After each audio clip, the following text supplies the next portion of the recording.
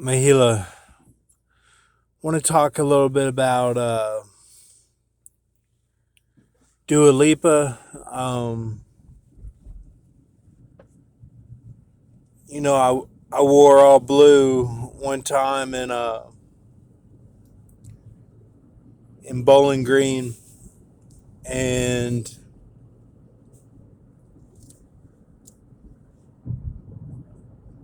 I got separated from Shay and the other guys. That happened like twice, and one time it was a big bust. I went like all the way to the woods, and I was just like so set on like trying to, get with this girl that I danced with. But like I didn't even really want to pursue it that much. I don't know why I did that. It's more like I did it just to like have something to do, like something to pursue. But it wasn't something that in my eyes was like even worth going after. That's what was bad about it. But um whenever they say Seuss, they're not saying Zeus. They're saying Seuss, Sus, and that was one of the funny guys at WP. He was in the squad next to me with kind of the funny CO, and it was funny because both of them had glasses, Seuss and the CO, and um yeah, he was in the room right next to me. It was me and Campbell, and then Seuss on the other side, and he was a cool guy. He did a little bit extra with me, like doing the rifle stances, practicing it a little bit extra because we would get in trouble. And he did that with me one time, and there was this little girl that was she wouldn't say anything, but she was in like the room next to Seuss, I think, and I think she was Legacy, and she was real cool. I had to stay up with her during the camping. Um, when we were in the field, it was me and her together. Not awkward at all, but like she didn't say anything. It was kind of weird. We didn't do anything, of course, but like I kind of wanted to. um, like we had to stay up to do like rounds, sort of thing. And yeah, so they're talking about Seuss, and then like in my squad, like Kincaid came from like military college and like prep school background. So he was a little bit more like a Marine, and he was like a tall black guy. And like I didn't really get along with him that well. Um, just in looks, he never said anything to me that was like, an insult or anything, but I just got that vibe because I was pretty much a screw up. But he roomed with Castillo, and then Cox was cool with pretty much the whole squad, and he came from basic training, just enlisted, and worked his way all the way up, kind of thing. And they didn't really promote him that much, but they should have, because he was really good. Like, he knew exactly what he was doing. And during the school year, I could tell he was a little bit stressed out. But then the guys, when I got, into the school part, the guys on the first floor where I was in kind of the section, it was close to the pool where I was. And then like where the English and all that was, like the auditorium was where most of the other swimmers were. But I had Brody and like the one of the blonde girls, and like maybe a couple others on my building, and then that were swimmers, and then the guys on the first floor though, in the corner, the first floor, kind of by the exit, like, were really cool. They were really cool guys, and some of them I think are in the music now. Like, I can just tell the vibe, like St. John and them, like I think they came from the first floor. Like I got food with them one time, like we would talk about conspiracies and all sorts of stuff, and they didn't come off like they were geniuses, they came off just like regular guys, like really cool to talk to. And one of the guys in my squad that he was a taller guy. He was legacy, and it just didn't seem like he wanted to be there, but like he was doing it anyway, sort of thing. Like,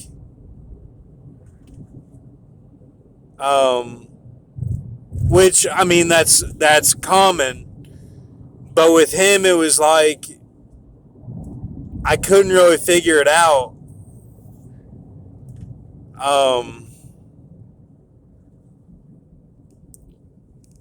And then, like, to go to the auditorium and see them, like, I think he was one of the ones, like, really excited. And it just, the whole thing it was like it was weird, yeah. So that's the mindset, but there are some really cool guys that went through there and made it all the way through, and I don't know what happened to them at the end, but like I think there were some cool ones. And if the first floor guys, if they left after 2 years, I could see that. But yeah, the sophomore who is my like overseer, not really a CO, but more like a partner that you're assigned to. He was real hua, man. Like he was real into like the uniform and all that stuff, like, and he was pissed off that I was leaving. Like he was real pissed off, and he didn't get like the swimming. Like he was just all about the military and nothing else. Like, no, like, school he just did to get through, and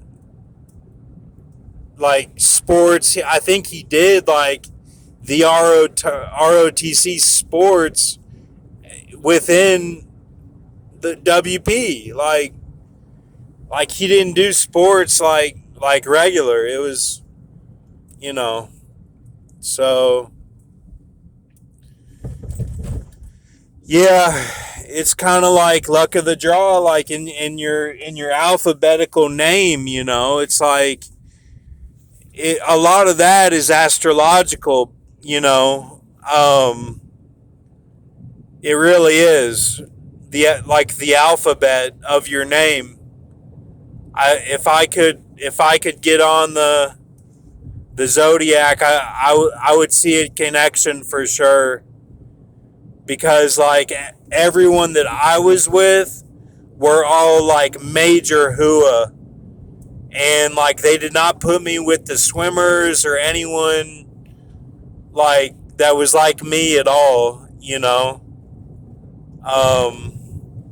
So that was kind of, it's like that wasn't really good at all. But at the end of the day, I respect Campbell, I respect Bach. It's just, and Bach left right after me, and we had the clothing in our room for like 3 weeks straight.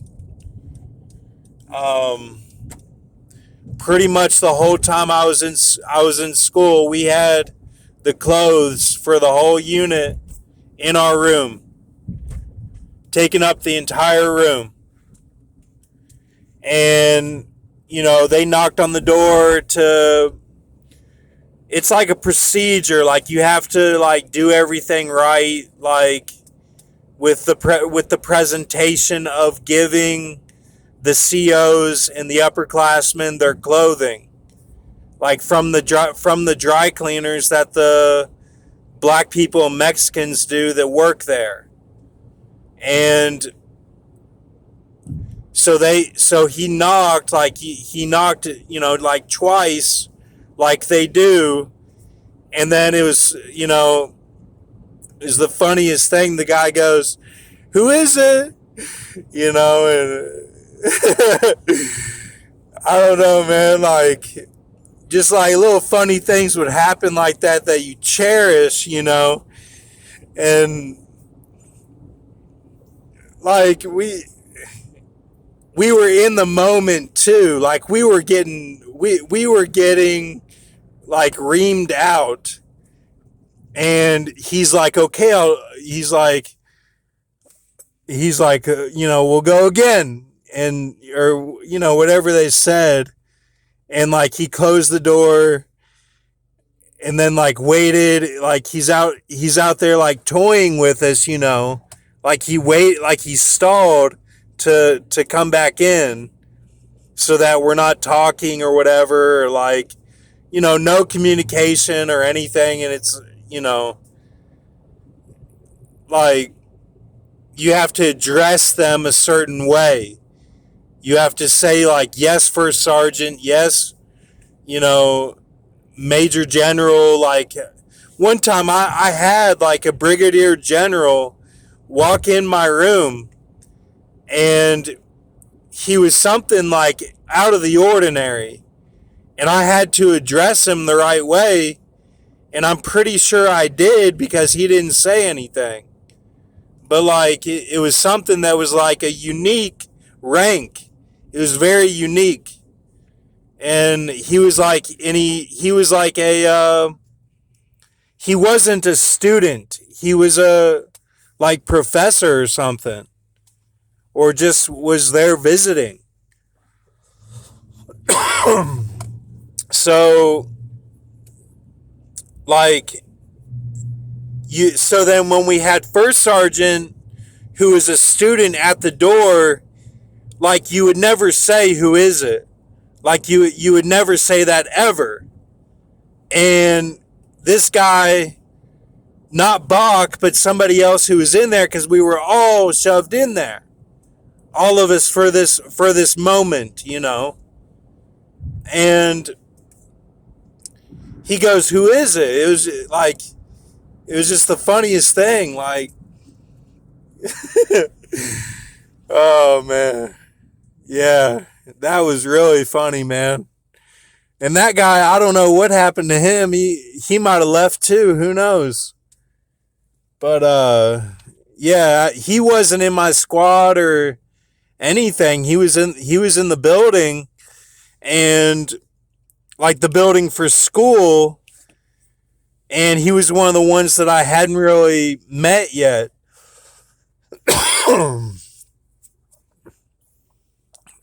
Because like your squad, but you don't know everyone else that like went through basic. You don't know them all yet because they put you in building with with a diverse group.